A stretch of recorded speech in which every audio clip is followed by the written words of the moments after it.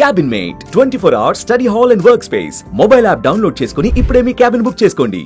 ఆంధ్రప్రదేశ్ రాజధాని అమరావతి పైన విషం చిమ్మే కార్యక్రమం యథేచ్ఛగా కొనసాగుతూనే ఉంది. కూటమి నాయకత్వం అధికారంలోకి వచ్చిన తర్వాత పరిమితి లేకుండా ఇష్టం వచ్చినట్టు మాట్లాడే వాళ్ళపైన చర్యలు తీసుకుంటాం. ముఖ్యంగా మహిళల్ని కించపరిస్తే కఠిన చర్యలు ఉంటాయని హెచ్చరించినప్పటికీ కూడా కొంతమంది సీనియర్ జర్నలిస్టులే చేస్తున్నటువంటి వ్యాఖ్యలు ఇప్పుడు వివాదాస్పదం అవుతున్నాయి. అమరావతి వేశ్యల రాజధానిగా మారిపోతుందంటూ ఓ మీడియా పెట్టిన డిబేట్లో చేసిన కామెంట్స్ ఇప్పుడు వైరల్ అవుతున్నాయి. దీనిపైన అభిప్రాయాలు తెలుసుకునేటువంటి ప్రయత్నం చేద్దాం. అలానే అసలు ఈ వ్యాఖ్యలు చేయడం వెనుకున్నటువంటి ఉద్దేశాలండి విశ్లేషించేటువంటి ప్రయత్నం చేద్దాం. మనతో పాటు ఐటీడీపీ లీడర్, అలానే Telugu Desam party social media warrior Yash గారు ఉన్నారు. యష్ గారు నమస్తే.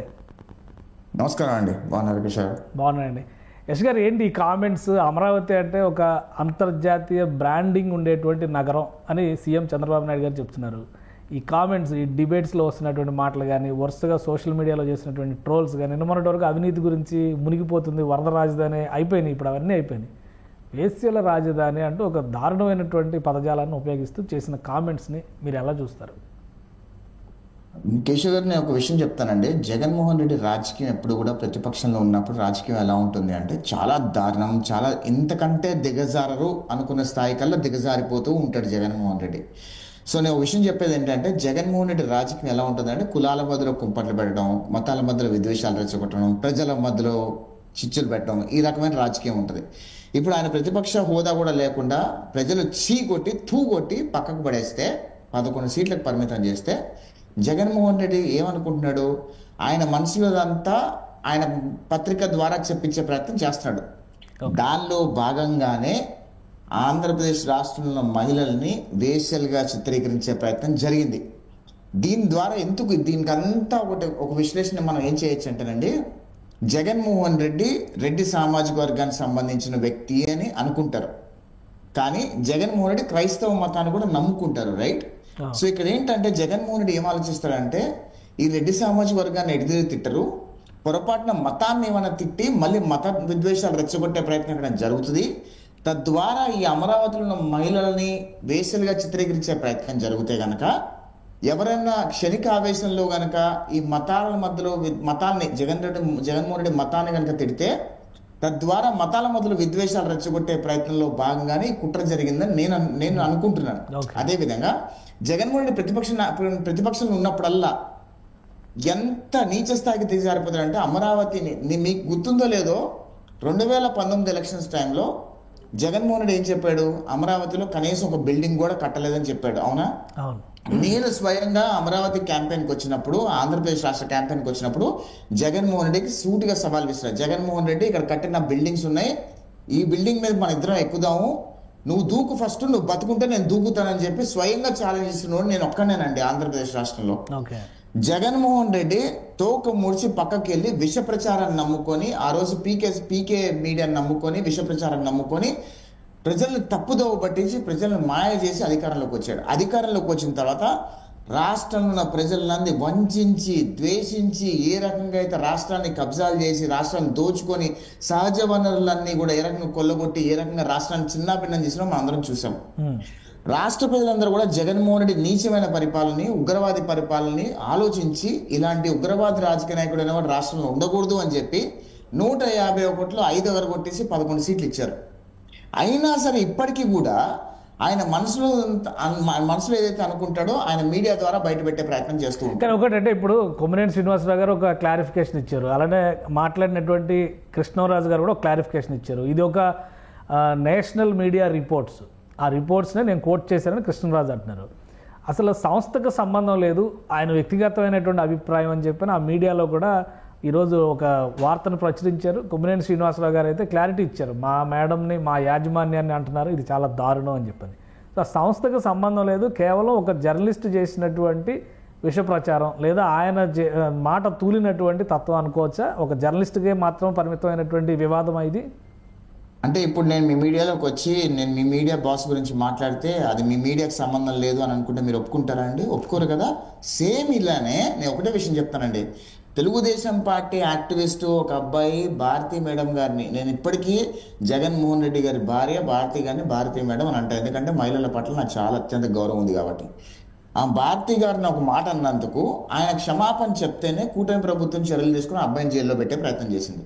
ఇప్పుడు జగన్మోహన్ రెడ్డికి సంబంధించిన మీడియా సంస్థ, ఆ మీడియా సంస్థకి కొమ్మినేని శ్రీనివాస్ పిలిచి ఆ మీడియా సంస్థలో ఆంధ్రప్రదేశ్ రాష్ట్ర మహిళలందరినీ వేషలతో చిత్రీకరించి దాని తర్వాత కూడా క్లారిఫికేషన్ టైంలో కూడా అమరావతిలో సెక్స్ వర్కర్స్ ఎక్కువ ఉన్నారు అని చెప్పి పదే పదే చిత్రీకరించే ప్రయత్నం చేశారంటే అక్కడ ఏం చెప్పబోతున్నారు అంటే ఆంధ్రప్రదేశ్ రాష్ట్రాన్ని దాని బ్రాండింగ్ ఇమేజ్ ని దెబ్బతీసే ప్రయత్నం జగన్మోహన్ రెడ్డి అనునిత్యం చేస్తూనే ఉన్నాడు. జగన్మోహన్ రెడ్డి నీచమైన రాజకీయం ఎలా ఉంటుంది అంటే ఓపెన్ గా చెప్పాలంటే జగన్మోహన్ రెడ్డి రాజకీయం మొత్తం ఒక ఉగ్రవాద రాజకీయాల్లా ఉంటుంది. ఉగ్రవాదులు ఏం చేస్తారంటే ఒక రాష్ట్రం మీద పడో ఒక దేశం మీద పడో దేశాన్ని నాశనం చేయాలనుకుంటాడు. కానీ వైఎస్ఆర్ కాంగ్రెస్ పార్టీ అనేది ఉగ్రవాది పార్టీ.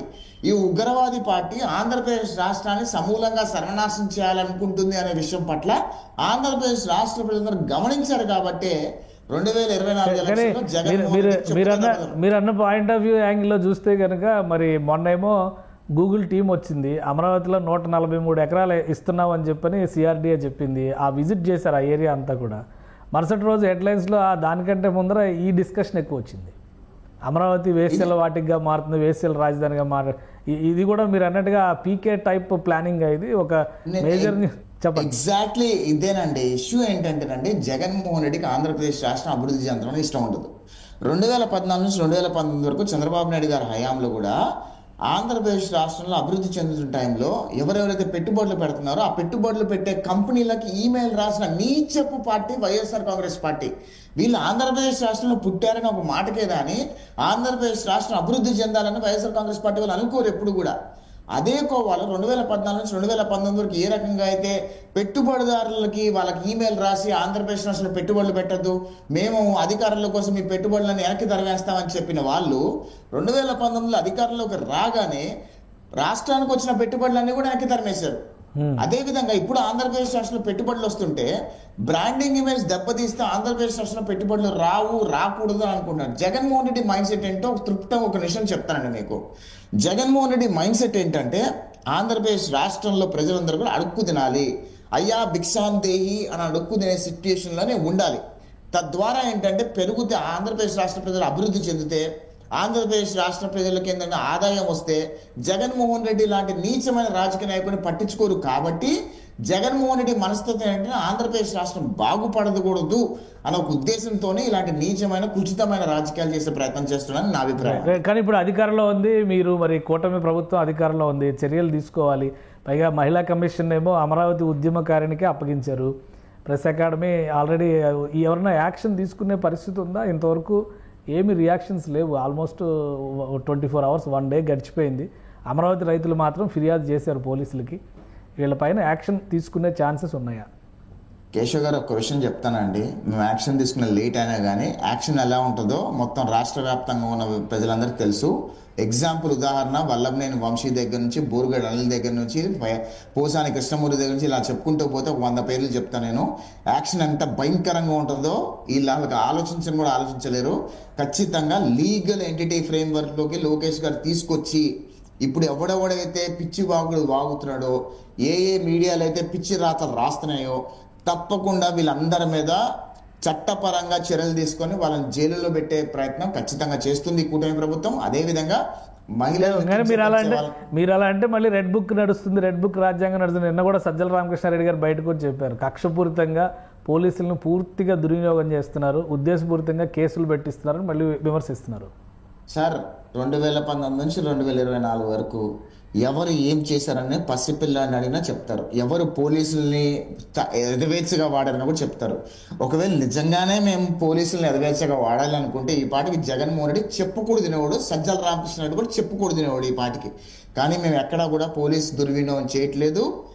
రాష్ట్ర ప్రభుత్వము కూటమి ప్రభుత్వము చట్టపరంగా ఎవడెవడైతే తప్పులు చేశారో దాని ప్రకారమే జైలులో పెడతారు. నిన్న చంద్రబాబు నాయుడు గారు కూడా ఢిల్లీలో ఒక మాట అడిగారు.